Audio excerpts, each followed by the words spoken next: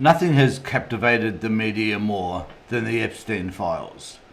The Epstein files may reveal much about what we know or need to know about the Trump administration, powerful people, and how those people have been able to manipulate the system so that their names and misgivings and bad deeds don't ever become public.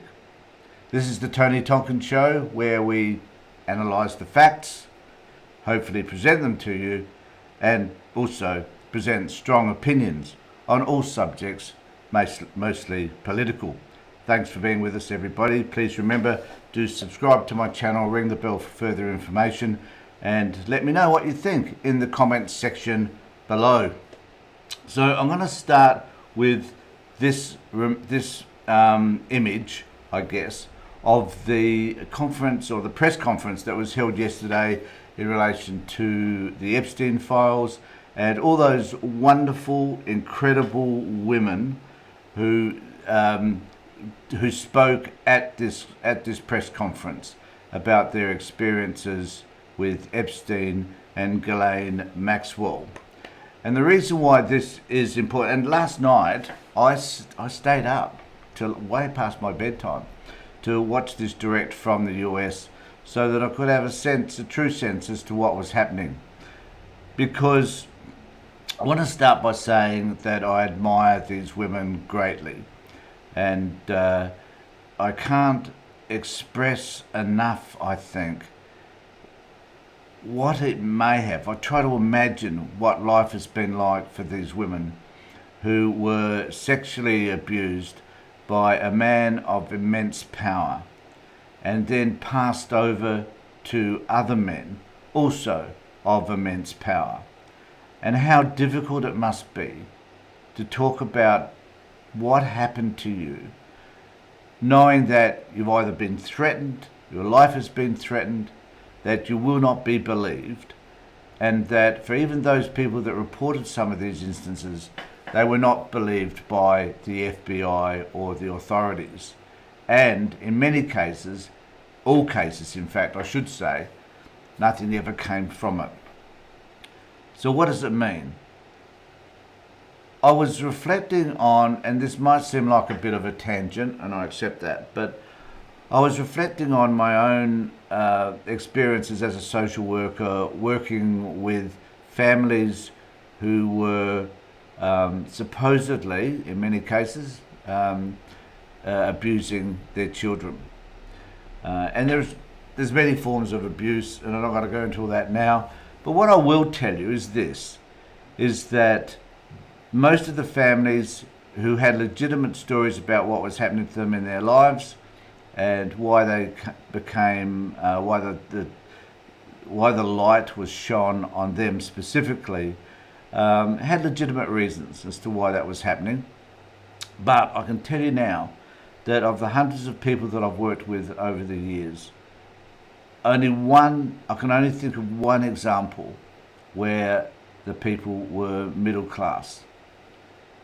And that lends itself to, I guess, I'm trying to understand what happens for many of these women who wanted to present their case in relation to the abuse at the hands of Epstein and his cohorts.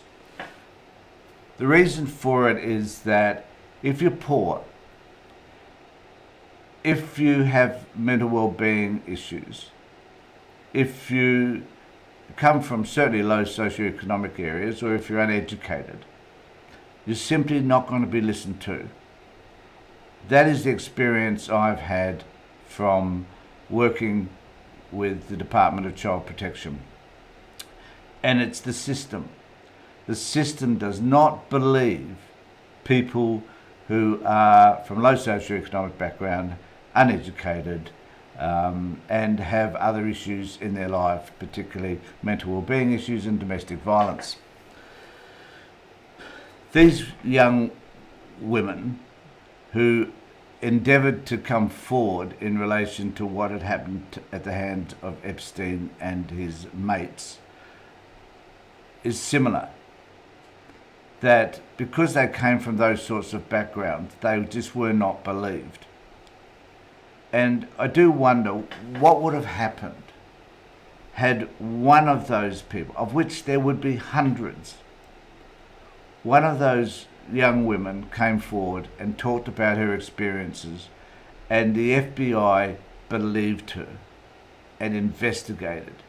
And some of this stuff could have been revealed as early as the mid-1990s. I think one of the cases was 1996.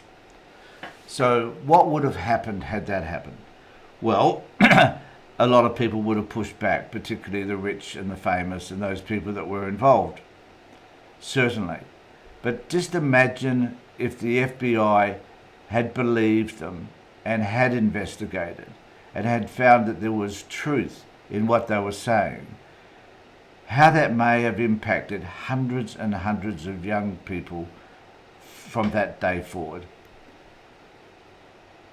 We probably wouldn't be having this conversation right now because it would have been stomped out. But alas, it hasn't. The range of people that have been caught in this is immense. And there certainly is suspicion that Donald Trump, Epstein's best mate, and certainly the way Trump refers to women and young women, would make us think that Trump is involved in this somehow.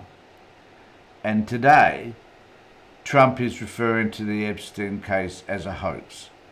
It's distracting from all the other terrible things that Donald Trump's doing in the US.